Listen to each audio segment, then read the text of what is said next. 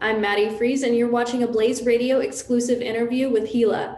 Hila, I just wanted to start off by saying thank you so much for joining me today. How's your day going so far? Good. It's been really good. I've been really busy today, just trying to get everything done before it gets late because I tend to just put everything off till last minute. And then, like, once it gets like late in the day and it's dark outside, I never want to do anything. Yeah, Like, once the sun goes down, I'm like, I'm out. me too. I have this VR set. I just love being on VR all evening. Like I'll play these like meditation games and stuff, just random things. It's so hard to get stuff done. I'm Hila. I am kind of doing more like pop music, I would say. So Mhm. my inspiration is, or kind of like what I like to say is, I want to be the love child of Lana Del Rey, Billie Eilish, and Ariana Grande. So it's like Okay. I'm their baby, but typically, yeah, pop music is kind of my thing.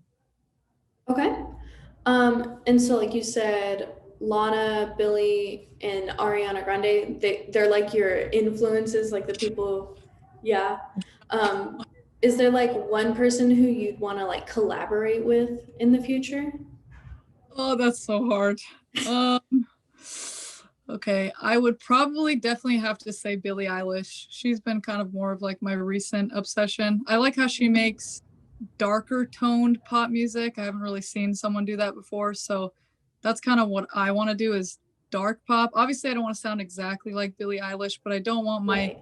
my music to be too like flowery, poppy, like fun summer vibes, kind of more like dark. Mm-hmm. Yeah, that makes sense. So like what first got you into music? Oh man. So I've liked music since I was a little kid, but funny enough, this is really embarrassing, but Hannah Montana Oh is my the whole gosh. reason. Yeah, you watched Hannah Mm-hmm. Montana? I Oh, was a definitely. and I was like, man, I really want to do music. I mean, back then obviously it wasn't as like serious, but I started Mm-hmm. doing more like singing competitions and I joined choir, but Hannah Montana, I wanted to live the best of both worlds. Awesome. That's so cute. No, I was definitely a big like Hannah Montana fan as like a kid too. Yeah. So I get where you're coming from. So like tell me about your newest release, Easy to Lose Control. Like what what inspired that song specifically? So typically I usually sit down to write my songs and I kind of just go based on an emotion or a feeling or kind of like a situation that I'm going through, or sometimes even actually my friends' situations. So Mm-hmm. how that song came about was I have really, really bad anxiety and I get like anxiety attacks. And sometimes I feel like there's certain friends or people that I need in that moment. Sometimes they can't really be there or understand what I'm going through. So I sat down one evening and I was like, okay, I want to write a song about this. And I'd only written the intro part of it where it goes like walls are caving in. I wrote a few Mm-hmm. sentences of that and then I was like, okay, I'm just gonna put it to the side and send it to my friends because I send them songs all the time. And then when they heard it, they were like, "Oh, this is so good! You should finish it." So I ended up kind of accidentally coming up with that song, but it's based on my experience with anxiety and kind of like not feeling like anybody else understands. Right. So you mentioned like your songwriting process. What is the recording process like for you right now? It's been honestly really random. So it's been me working with different producers. I kind of want to start like honing in on one, but usually it's I just sit in my room and then I write the song and then I hit up one of the producers and I go into the studio and I try to get it done in like an hour or two. But typically I have like kind of like a pre-planned version of the song with like background vocals and everything. So when I go in, I have it done and I don't need to like waste time kind of sitting there coming up with it as I go. But sometimes that tends to happen anyways. Yeah. So you are able to like go into the studio right now with like Not everything that's going on?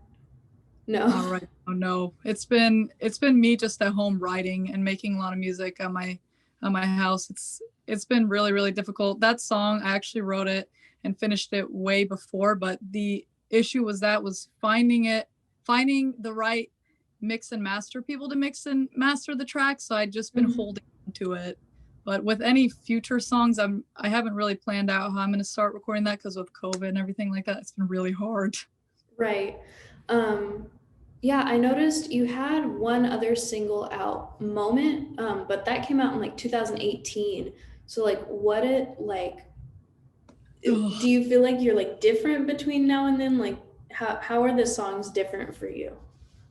In my honest opinion, I actually hate that song Moment with a burning passion.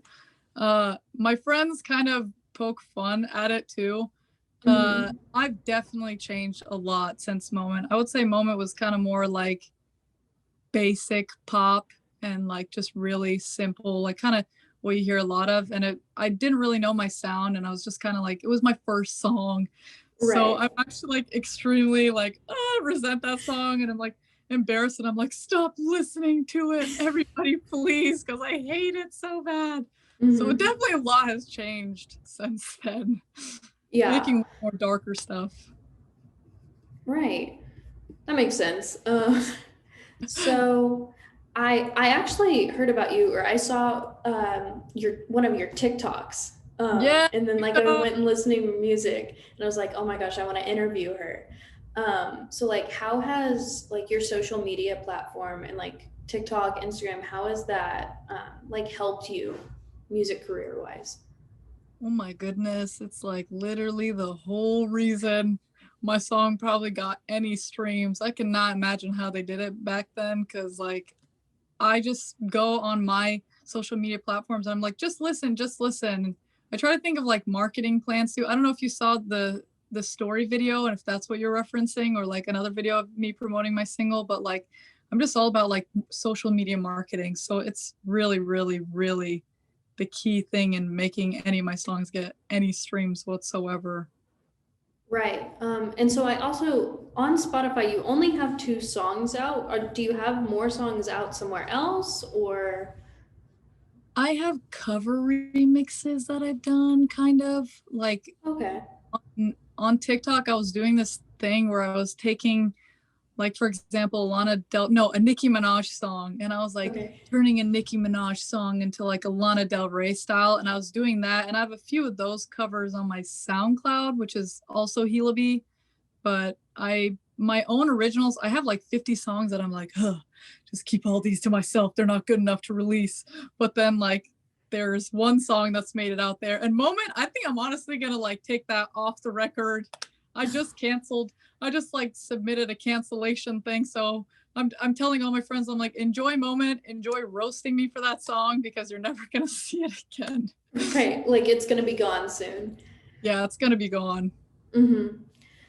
Um, well, is there anything else like you want people to know about you or your sound? Oh man. Probably that it's going to kind of keep changing a little bit. It's going to stay within kind of the like pop realm, but I'm still figuring out my sound. So music wise, I want to try to release more upbeat stuff, but I'm trying to figure out how to make it dark and upbeat without making it too much like Billie Eilish or anybody else that's already done it. So my sound's probably going to change a little bit. Yeah, not too And much. you said you've been like working on stuff just like at home right now. Do you have Mhm. like an album kind of put together in your mind, or is it just kind of here's a song, there's a song? Probably the here's a song, there's a song, because I tried Right. working on a little EP thing and then I got really overwhelmed, and it Mm-hmm. was so hard to like focus on one song and make it really good. So I was like, you know what? Screw it. I'm just gonna do like singles here and there. Right. Like, and then later on when I feel like I have enough music out, then I'm gonna be able to be like, okay, whew, I have enough music out now. I can really just like sit down and make an album. It's good. Mhm. Yeah, I feel like especially right now in like a COVID-19 world, singles are becoming like more popular even. Like a lot of artists are just releasing singles like as they come Yeah. out. Oh my God, yeah. Unless you're like already Ariana Grande or someone big, then I feel like Yeah. singles are good, because with an album, unless you've got like a really, really huge fan base, not as many people are going to be like, oh yeah, I'm going to sit down and listen to like 10 million tracks that she Hmm. released. No one's going to be as excited, but a single's kind of like, oh, here's a little drop, here's a little trinkle. Yeah. Yeah, for sure. Um, I think that's all I really have right now. Thank you again so much for joining me. Yeah. Um, Thank you for having me. Of course.